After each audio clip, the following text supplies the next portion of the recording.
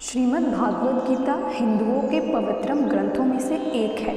महाभारत के अनुसार कुरुक्षेत्र युद्ध में भगवान श्री कृष्ण ने गीता का संदेश अर्जुन को सुनाया था।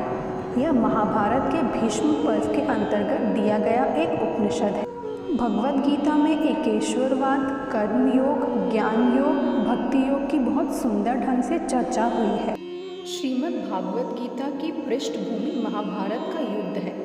जिस प्रकार एक सामान्य मनुष्य अपने जीवन की समस्याओं से उलझकर किंग कर्तव्य विमूढ़ हो जाता है और जीवन की समस्याओं से लड़ने की वजह उससे भागने का मन बना लेता है, उसी प्रकार अर्जुन, जो महाभारत के महानायक थे, अपने सामने आने वाली समस्याओं से भयभीत होकर जीवन और क्षत्रिय धर्म से निराश हो गए थे।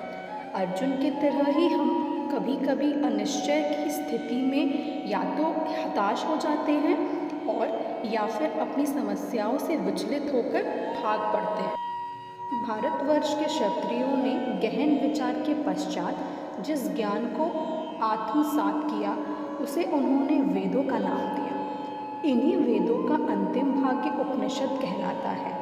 मानव जीवन की विशेषता मानव को प्राप्त बौद्धिक शक्ति है और उपनिषदों में निहित ज्ञान मानव को बौद्धिकता की उच्चतम अवस्था तो है ही, अपितु बुद्धि की सीमाओं के परे मनुष्य क्या अनुभव कर सकता है उसकी एक झलक भी दिखा देता है। भागवत गीता वर्तमान में धर्म से ज़्यादा जीवन के प्रति अपने दार्शनिक दृष्टिकोण को लेकर भारत में ही नहीं विदेशों में भी कई लोगों का ध्यान अपनी ओर आकर्षित कर रही है।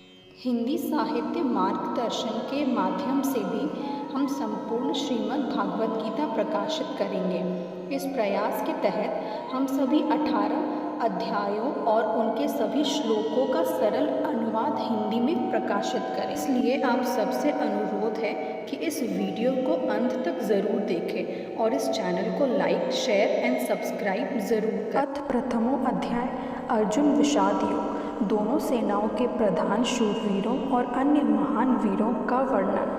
धृतराष्ट्र बोले, हे संजय, धर्मभूमि कुरुक्षेत्र में एकत्रित युद्ध की इच्छा वाले मेरे और पांडवों के पुत्रों ने क्या किया? जय बोले, उस समय राजा दुर्योधन ने व्यूहर्चना युक्त पांडवों की सेना को देखा और द्रोणाचार्य के पास जाकर यह वचन कहा, हे आचार्य, आपके बुद्धिमान शिष्य द्रौपद पुत्र धृष्टद्युम्न द्वारा व्यूहाकार खड़ी की हुई पांडव पुत्रों की इस बड़ी भरी सेना को देखिए। इस सेना में बड़े बड़े धनुषों वाले तथा युद्ध में भीम और अर्जुन के समान शूरवीर, सात्यकी और विराट तथा महारथी राजा द्रुपद, धृष्टकेतु और चेकितान तथा बलवान काशीराज, पुरीजित, कुंती भोज और मनुष्य में श्रेष्ठ शैव, पराक्रमी मन्यु तथा बलवान उत्मौजा, सुभद्रा पुत्र अभिमन्यु एवं द्रौपदी के 5 पुत्र, ये सभी महारथी हैं। हे ब्राह्मण श्रेष्ठ, अपने पक्ष में भी जो प्रधान हैं उनको आप समझ लीजिए। आपकी जानकारी के लिए मेरी सेना के जो सेनापति हैं उनको बतलाता हूँ। आप द्रोणाचार्य और पितामह भीष्म तथा कर्ण और संग्राम विजयी कृपाचार्य तथा वैसे ही अश्वत्थामा, विकर्ण और सोमदत्त का पुत्र भूरिश्रवा और भी मेरे लिए जीवन की आशा त्याग देने वाले बहुत से शूरवीर अनेक प्रकार के शस्त्रों से सुसज्जित और सबके सब युद्ध में चतुर हैं। भीष्म पितामह द्वारा रक्षित हमारी वह सेना सब प्रकार से अजेय है और भीम द्वारा रक्षित इन लोगों की यह सेना जीतने में सुगम है। इसलिए सब मोर्चों पर अपनी अपनी जगह स्थित रहते हुए आप लोग सभी निसंदेह भीष्म पितामह की ही सब ओर से रक्षा करें। कौरवों में वृद्ध बड़े प्रतापी पितामह भीष्म ने उस दुर्योधन के हृदय में हर्ष उत्पन्न करते हुए उच्च स्वर से सींग की दहाड़ के समान गरजकर शंख बजाया। के पश्चात शंख और नगाड़े तथा ढोल, मृदंग और नरसिंह आदि बाजे एक साथ ही बज उठे। उनका हर शब्द बड़ा भयंकर हुआ। इसके अनंतर सफ़ेद घोड़े में युक्त उत्तम रथ में बैठे हुए श्री कृष्ण महाराज और अर्जुन ने भी अलौकिक शंख बजाया। श्री कृष्ण महाराज ने पांचजन्य नामक, अर्जुन ने देवदत्त नामक और भयानक कर्म वाले भीमसेन ने पौंड्र नामक महाशंख बजाया। कुंती पुत्र राजा युधिष्ठिर ने अनंत विजय नामक और नकुल तथा सहदेव ने सुघोष और मणिपुष्पक नामक शंख बजाया।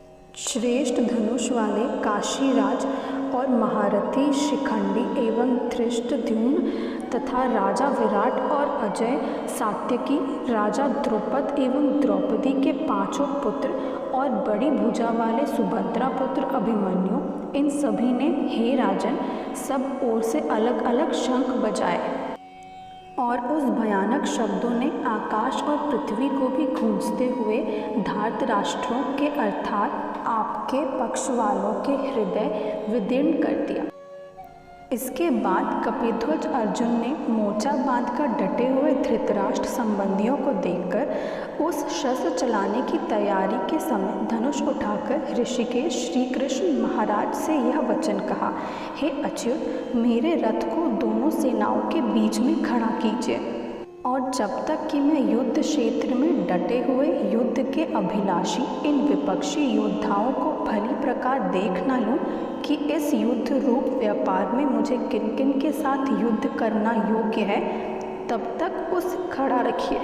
दुर्बुद्धि दुर्योधन का युद्ध में हित चाहने वाले जो ये राजा लोग इस सेना में आए हैं, इस युद्ध करने वालों को मैं देखूंगा। संजय बोले, हे धृतराष्ट्र, अर्जुन द्वारा कहे अनुसार महाराजा श्री कृष्ण चंद्र ने दोनों सेनाओं के बीच में भीष्म और द्रोणाचार्य के सामने तथा संपूर्ण राजाओं के सामने उत्तम रथ को खड़ा कर इस प्रकार कहा है कि हे पार्थ, युद्ध के लिए जुटे हुए इन कौरवों को देख। इसके बाद पृथा पुत्र अर्जुन ने उन दोनों ही सेनाओं में स्थित ताऊ चाचों को, दादों परदादों को, गुरुओं को, मामाओं को, भाइयों को, पुत्रों को, पौत्रों को तथा मित्रों को और ससुरों को भी देखा।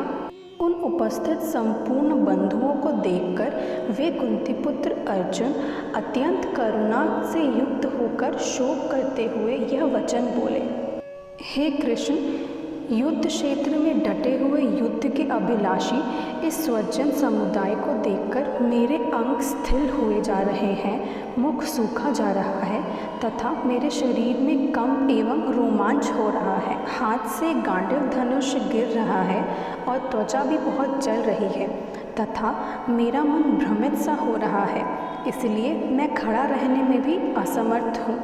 हे केशव, मैं लक्षणों को भी विपरीत ही देख रहा हूँ तथा युद्ध में स्वजन समुदाय को मारकर कल्याण भी नहीं देखता। हे कृष्ण, मैं ना तो विजय चाहता हूँ और ना राज्य तथा सुखों को। हे गोविंद, हमें ऐसे राज्य से क्या प्रयोजन है अथवा ऐसे भोगों से और जीवन से भी क्या लाभ है। हमें जिनके लिए राज, भोग और सुखादि अभिष्ट है, वो ही ये सब धन और जीवन की आशा को त्याग कर युद्ध में खड़े हैं। गुरुजन, ताऊ चाचे, लड़के और उसी प्रकार दादे, मामे, ससुर, पौत्र, साले तथा और भी संबंधी लोग हैं।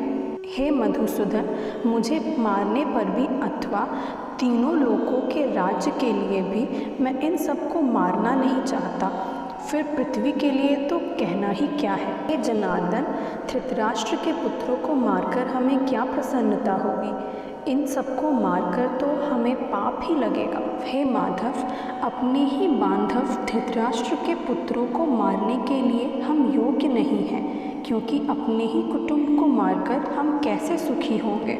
यद्यपि लोभ के भ्रष्टचित हुए ये लोग कुल के नाश से उत्पन्न दोष को और मित्रों से विरोध करने में पाप को नहीं देखते, तो भी हे जनार्दन, कुल के नाश से उत्पन्न दोष को जानने वाले हम लोगों को इस पाप से हटने के लिए क्यों नहीं विचार करना चाहिए।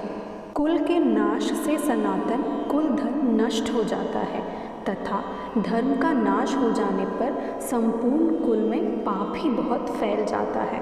कृष्ण, पाप के अधिक बढ़ जाने से कुल की स्त्रियां अत्यंत दूषित हो जाती हैं और स्त्रियों के दूषित हो जाने पर वर्ण संकर उत्पन्न होता है। वर्ण संकर कुलघातियों को और कुल को नरक में ले जाने के लिए ही होता है। लुप्त हुई पिंड और जल की क्रिया वाले अर्थात श्राद्ध और तर्पण से वंचित इनके पीतर लोग भी अधोगति को प्राप्त होते हैं। इन वर्ण संकर कारक दोषों से कुलघातियों के सनातन कुल धर्म और जाति धर्म नष्ट हो जाते हैं। हे जनार्दन, जिसका कुल धर्म नष्ट हो गया है, ऐसे मनुष्य का अनिश्चित काल तक नरक में वास होता है, ऐसा हम सुनते आए हैं। हम लोग बुद्धिमान होकर भी महान पाप करने को तैयार हो गए हैं, जो राज्य और सुख के लोभ से स्वजनों को मारने के लिए उद्धत हो गए हैं। यदि मुझ शस्त्र हित एवं सामना ना करने वाले को शस्त्र हाथ में लिए हुए धृतराष्ट्र के पुत्र रण में मार डाले तो वह मारना भी मेरे लिए अधिक कल्याणकारक होगा। संजय बोले, रणभूमि में शोक से उद्विग्न मन वाले अर्जुन इस प्रकार कहकर वाण सहित धनुष को त्याग कर रथ के पीछे जाकर बैठ गए। इसी से हमारे श्रीमद् भागवत गीता अध्याय 1 की समाप्ति होती है। धन्यवाद।